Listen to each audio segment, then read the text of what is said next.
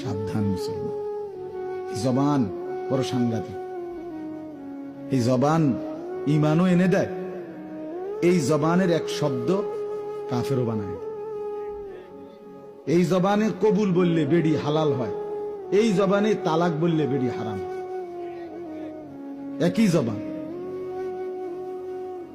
একই জবান। এই জবানেই ইমান আনে, আবার এই জবানে কুফরি। এটা বড় সাংঘাতিক। মা ইয়ালফিজু মিন কাউলিন ইল্লা লাদাইহি রাকিবুন আতীদ।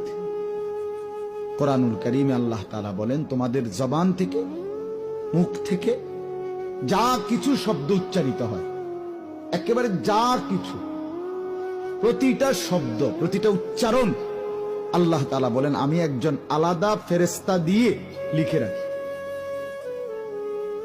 আমাদের পুরা জিন্দিগির আমলনামা লেখে দুই কাঁধের ফেরেশতা, এরা যেমন আলাদা, আবার শুধু আমগো জবানের বাক্যগুলো, শব্দ, উচ্চারণগুলো, এগুলো লিখবার জন্য আলাদা একজন ফেরেশতা। এটা আরেকটা ফাইল আলাদা। রাসূলুল্লাহ সাল্লাল্লাহু আলাইহি ওয়াসাল্লাম ইরশাদ করেছেন, হাল ইয়াকুব্বুন নারা আলা মানাখিরিহিম ইল্লা হাসাইদু আলসিনাতিহিম। নবীজি বলেন, অসংখ্য মানুষকে কিয়ামতের দিন মাথা নিচের দিকে ফেলে, দুই পা উপরের দিকে উঠাইয়া এই মুখ চেহারা মাটিতে ঘষতে ঘষতে, হেসরাইতে হেসরাইতে জাহান্নামে ফেলা হবে। কেন? নবীজি স্পষ্ট বলেন, শুধু কেবল এই জবানের গুনাহের উচ্চারণের জন্য। এই যে হাসতে হাসতে গালি দেয়, অনেকে একেবারে মানে হাসের হাতের বন্ধু, পরিচিত মানুষ, একে কোনো দরকার নাই এনে মানে গালিটা দেওয়ানের। এমনি কিরে এরম গালিটা দিলে, দোস্ত মানুষ দিলাম আর এরম ব্যর্থমিজ আছে না মানুষ। আচ্ছা যুগতা, তুমি এটা বুঝি হাসতে হাসতে গালি দিয়ে লাইলা তারে। যুবক ছেলে যারা, এদের মধ্যে এটা সাংঘাতিক।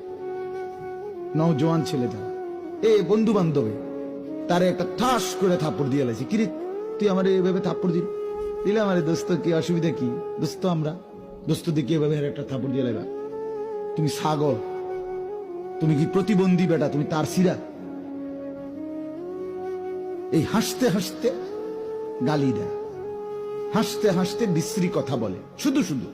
আছে না এমন? রাসূলুল্লাহ সাল্লাল্লাহু আলাইহি ওয়াসাল্লাম বলেন, মাথাটা নিচের দিকে ফেলে এই চেহারাটা মাটিতে হেসরাইয়া জাহান্নামে মারা হয়।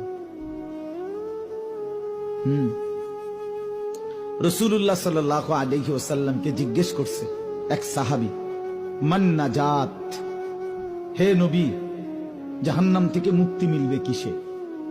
নবীজি এক নম্বরে বলছে, আমলিক আলাইকা লিসানাক, তোমার জিহ্বা তোমার নিয়ন্ত্রণে রাখো।